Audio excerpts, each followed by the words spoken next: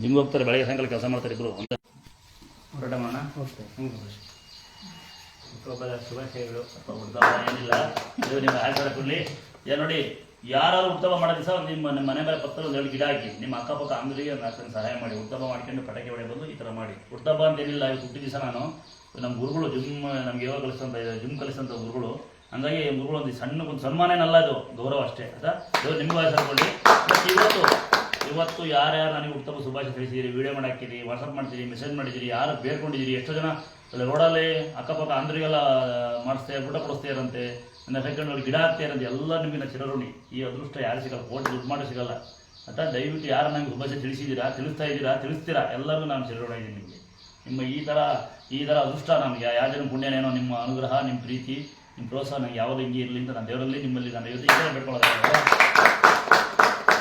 ನೋಡೋಣ.